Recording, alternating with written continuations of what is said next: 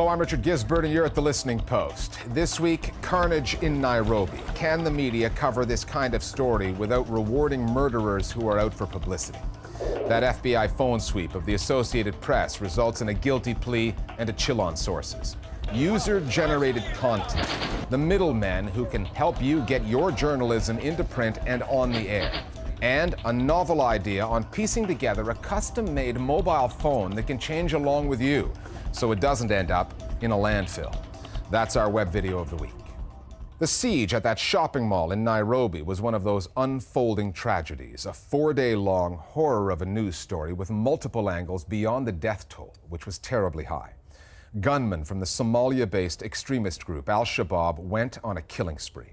As the siege dragged on, so did Al-Shabab's exposure. Journalists with plenty of airtime to fill were left with little to do but to report on the group's political agenda, which would have played right into the hands of the perpetrators. Throughout it all, Al-Shabab used social media sites like Twitter to not only challenge the official narrative coming from Kenyan security forces, but also to keep followers, including the news media, updated in almost real time about what the attackers were doing and why.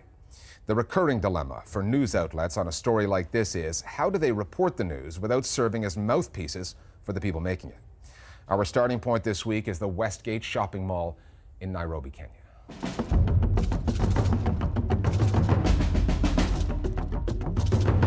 Westgate shopping mall is under attack. They are treating this as a terrorist attack. Anything to do with terrorism almost always is done for the purpose of propaganda.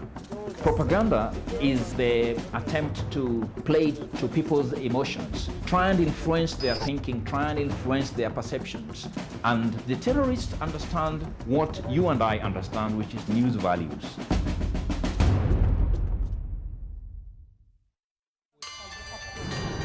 For the correspondent on the ground covering the siege, the editor trying to make sense of it from London, the academic researching the impact of new media on journalism, and the specialist in radical movements around the world, the first thing about the coverage of the Nairobi story was the location. The Kenyan capital is the de facto media capital of East Africa. Journalists were already there in big numbers. Al-Shabab brought the story right to their doorstep. And that was just phase one of the organization's media strategy. It was different because in some countries in Africa, journalists have to be deployed from maybe the next country or maybe a country 5 or 6 boundaries away, or even sometimes from their headquarters in another continent. This was different in the case of Nairobi, and that is why it attracted so much international attention. And it was interesting that on that same day there were 2 bomb blasts in Mogadishu, the capital of Somalia, probably also carried out by the same group who carried out the attack on Westgate, Al-Shabab, and that received absolutely no media coverage because there are no international media organizations based there. The concentration of journalists in East Africa, based in Kenya, has ensured that this story has gone global very quickly. It's ensured we're getting a range of different views.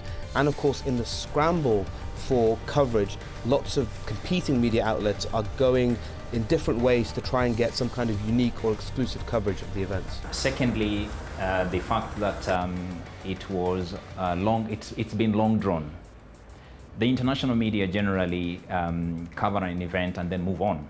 They've been here on this news item for around 3 days, which is relatively long, partly because the terrorists themselves wanted it to last long to attract as much attention as possible. Typically, a terrorist act is pretty quick.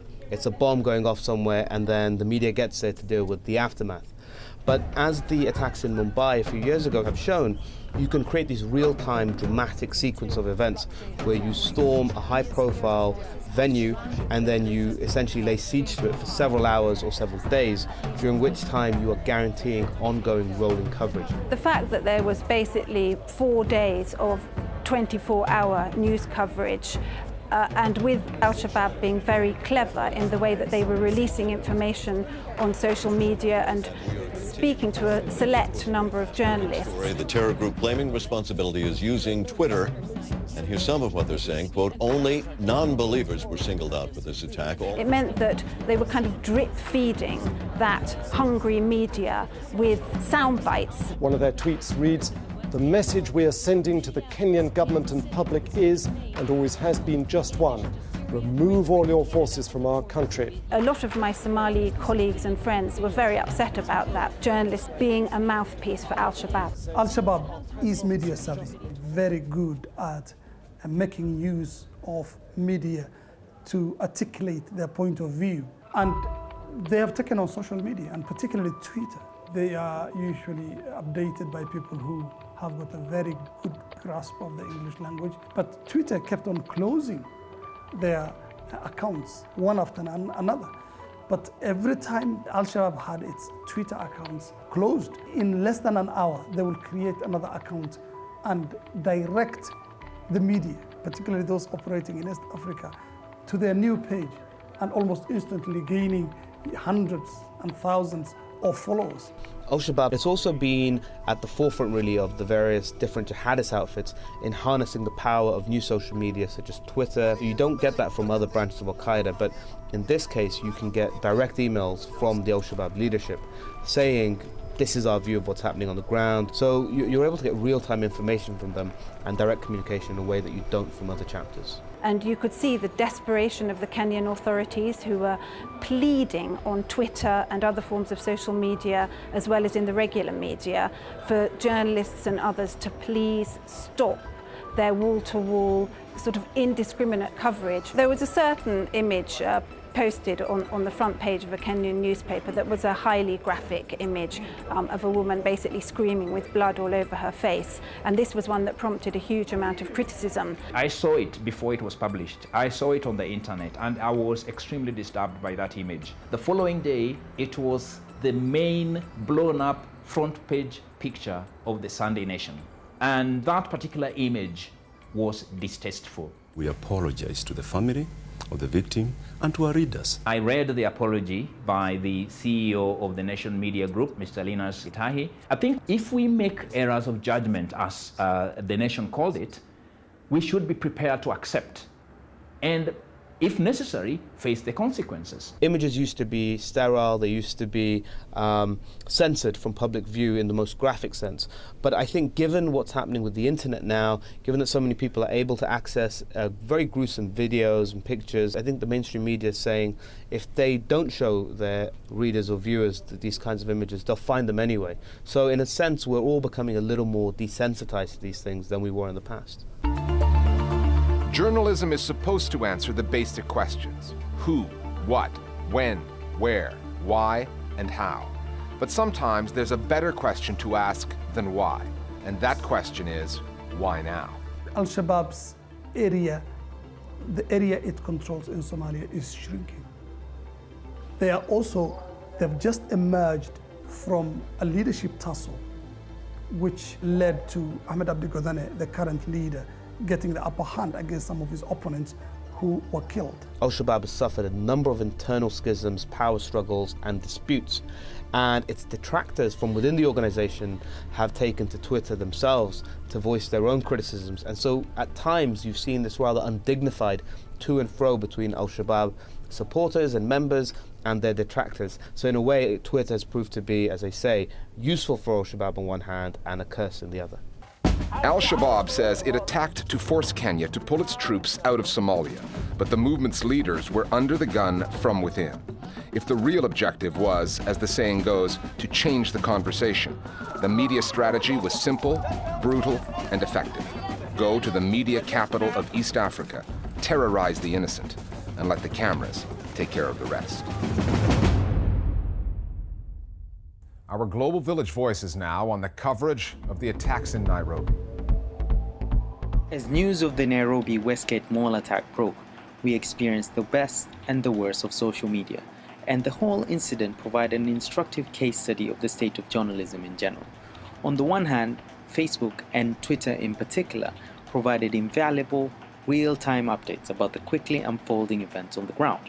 On the other hand, the contradictory and sometimes false information that trickled through these platforms worked to confuse more than inform. Kenyan media did a good job in covering the Westgate saga. There was a lot of restraint. It doesn't come as a surprise that the allegations that the published graphic images which are sensationalist. If you compare it to social media, they were very graphic and so did images. But on the other hand, Kenyan media tried to present verified information, and therefore they need to be commended for a good job.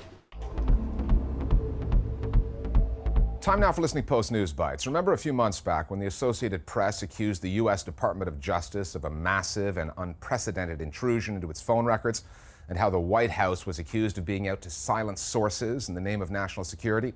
Here's the upshot. A former FBI bomb technician, Donald Sackleben, has agreed to plead guilty to disclosing classified information to an AP reporter. He now faces a possible 3.5 years in jail. Investigators say that the leak was only connected to Sackleben after they compared the AP phone records to a separate database of people related to a failed bombing plot in Yemen. Deputy Attorney General James Cole said this unjustifiable disclosure severely jeopardized national security and put lives at risk. The department must enforce the law against such critical and dangerous leaks while respecting the important role of the press. The AP has refused to confirm or deny whether Sackleben was its source. Even though the DOJ says its sweep of AP's phone records was legal, the uproar that followed forced the department to set out new guidelines into what it can and cannot search into when it comes to news organizations in America. Yet another Sri Lankan journalist has been forced to flee the country after her home was invaded, and she says she got death threats. Mandana Ismail Abe Wikrama is the third editor from the Sunday Leader newspaper to be targeted. According to reports, 5 men held the editor at knife point, threatened her family, and spent hours sifting through documents. Like her predecessors, Abe Wikrama published critical commentary on the Rajapaksa government. She also recently set up a trade union for journalists. Back in 2009, the paper's founder, Lasantha Wickrematunge, was gunned down in broad daylight. Prior to his death, Wickrematunge published an article in which he predicted that he would be killed and blamed the Rajapaksa government. He was followed into that job by Frederica Jans. She says she was forced to flee the country after being threatened by a government minister over the phone, a transcript which she subsequently published. On this latest development, Sunil Jayashekara from Sri Lanka's Free Media Movement said Abe Wikrama was the latest victim of the ongoing war against journalists in the country. Interesting media developments coming out of China these days that might seem slightly contradictory. On September 22nd, the disgraced politician Bo Xilai was sentenced to life for embezzlement, abuse of power, and bribery. During the trial, the court posted live updates and edited transcripts of the proceedings on China's Twitter-like microblog, Sina Weibo. That was unprecedented, but it hardly heralds a new era of transparency. Reports have since emerged about a 16-year-old blogger who was arrested for, quote, causing trouble, unquote, after posting comments about police conduct on his microblog, which were reposted elsewhere. It is the first such arrest since China's top court ruled earlier this month that bloggers can be prosecuted for posting rumors seen by more than 5,000 people or forwarded more than 500 times. A conviction means 3 years in jail. Beijing says the law will stop the spread of what it calls irresponsible rumors that can damage reputations, as well as false information that could trigger demonstrations and religious unrest. However, critics say it could have a chilling effect on China's huge online community, which uses microblogging sites to speak out against political corruption. The footage is often shaky. The image is blurred. Pros might turn their noses up at it, but more and more of the news that you're seeing is provided by citizen journalists, amateurs, who are in the right place at the right time. What happened this past week in Nairobi was just the latest example of a phenomenon that has affected news coverage from the Arab Spring to the bombings at the Boston Marathon. User-generated content, UGC, has become the new norm on screen, online, and in print. Citizen-powered news coverage is forcing mainstream media to adapt, and now a new layer of news operatives, intermediaries, has emerged, sourcing content, verifying its authenticity, even training citizen reporters on the basic needs of the newsroom. The Listening Post's Will Yong now on Amateur Hour in the news business, and the middlemen out to help just about anybody to commit an act of journalism.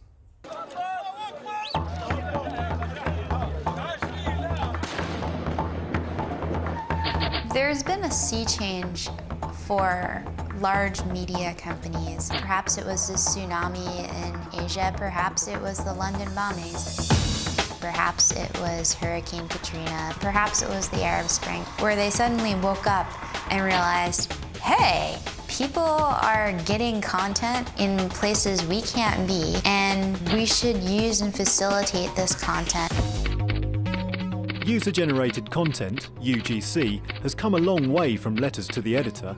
The power to create news content has turned anyone with a smartphone into a potential journalist, and audiences are increasingly aware of their own changing role. You just need to look back over the last 12, 18 months and see the massive news events that would not have been able to be covered the way they are without the contribution of citizens. It's gone from something that was perceived as almost a necessary evil used sparingly to a very established part of media news content that's being put out. Ordinary citizens seem to instinctively realise that they have the power to actually effect change or influence information, and I think for us as a news organisation it's very much trying to figure out, you know, what is this relationship, this connection with the audience. The shopping centre siege in Nairobi this past week showed yet again that amateurs can deliver news images that mainstream media are in no position to capture. But it remains up to the professionals to know when to incorporate it and where to draw the line. When bombs exploded at the Boston Marathon in April, newsrooms were caught up in a stampede of citizen content and journalistic values were trampled underfoot. Julia, we're getting some conflicting reports about an arrest. The misreporting and rumors that came out from citizen reports of the Boston bombings were actually quite alarming. But I think what's interesting about that is mainstream media also made a number of mistakes and missteps and were ahead of themselves in the reporting. And so it's not just the citizen journalists that made mistakes. For many media organisations, the shifting landscape between their output and their audience is unfamiliar ground. Bringing order to this uncharted territory is a new generation of user-generated content middlemen, companies like Demotics and Newsflare, working with citizen reporters to get them the best deal for their photos and videos. Where Demotics first made a splash was in 2009 and the back of the elections in Iran, when news organisations were restricted, Reuters were unable to shoot there. There was a boom with regards to the use of social media, pictures being put up on places like Facebook, Twitter and Flickr and what have you. What we tried to do was to harness that and getting in touch with those people on the ground in Iran. The key difference that Newsflare makes for established news organisations is that we identify the signal from the noise. There's reduced friction at both ends, both in terms of the contributor and the publisher and broadcaster that buys the clip, so that the public gets to see that really meaningful content quickly. This is a heavy, difficult job that you don't want to have to do as a news organization because you're going to have to devote tremendous resources. So if somebody else can do it for you and do it for you on deadline, then you're in a good position. These new age news outfits are also developing relationships with their contributors, providing virtual tutorials over the web to sharpen their media skills. According to them, it's an investment in the future of news, one which is paying off for photographers like Mahmoud Ilayan in East Jerusalem. I heard about Demotics through a friend of mine more than 3 years ago, and I still send them pictures today. I emailed them and they agreed to take my photographs, and so I started seeing my work in global media outlets, not just local ones. I'm still learning and I'm always given comments and criticism to develop my work. I've worked with Mahmoud for quite some time now, for about 3 years. At the very beginning he was basically going out with a camera and just shooting everything he thought was news, and then through the process of Demotics, for instance, his upload became more focused on the issues, so he was getting closer to the subject. He was also photographing more newsworthy events. What was once an online free-for-all is now a growing arm of the media market. But with amateur journalists now getting paid for their work, might the rewards mean citizen reporters tailor their content to suit the biases of potential buyers? The question of trust remains. Verification has become an increasingly important aspect of our journalism because so much of this content we don't necessarily have a huge amount of control over. What remains the best way for us to verify content is ask them some basic questions. Who are you? Why are you there? What can you see? What are you doing? We have a growing pool of Newsflare members in which whom we build a relationship with in a way that a major news brand really couldn't or struggles to, so we can have more trust in the people we work with because we seek to build a relationship with them, basically. The spread of technology means that an eyewitness with a smartphone will almost always be where news is breaking long before the professionals arrive. And an audience with the power to deliver content to newsrooms means that journalists, producers and the organisations they work for have to adapt to a new media landscape, one that puts user-generated content at the heart of the news production cycle. More and more people have mobile phones. More and more people have instant access to the recording of instant history in a way and a scale that has never before been seen. So that makes everybody a potential journalist, or at least everybody potentially able to commit what we might call an act of journalism. Somewhere out there, a member of the audience knows more than you about a story. They will help you tell the story better, and they will help you tell the story quicker. I think it's given journalism the shot in the arm that it needed. It's provided journalists with more tools to go and source stories from the actual sources themselves, coverage that traditional mainstream news organisations could no longer provide. The warning I'd offer to providers of news around citizen content is the biggest risk not engaging with it and bringing it to the forefront of your news coverage. Ignore it at your peril. More Global Village voices now on the pluses and potential minuses of UGC. News organisations have changed so much over the last few years, and this group of people that we used to call the audience are now sending in their photos and their videos and their stories. Now, you might say it's just a cheap way for news organisations to go and get these stories, but actually it's finding those stories that we as journalists might not have heard about otherwise, and actually people are really happy to do it. People are happy to send their videos to CNN's iReport. People are happy to share their photos with The Guardian. They're not expecting money in return, they just want their story told. This kind of citizen journalism, and it absolutely deprofessionalizes journalism. That's not to say there isn't some value in it, and it can't unearth the occasional story, but we have to ask ourselves at what cost. One of the problems with these citizen journalism platforms is that it's a Trojan horse for untrue information to spread and infiltrate our media system.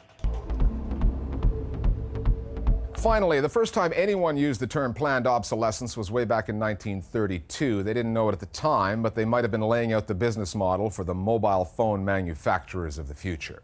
Those companies rely on consumers upgrading their phones frequently in order to drive profits.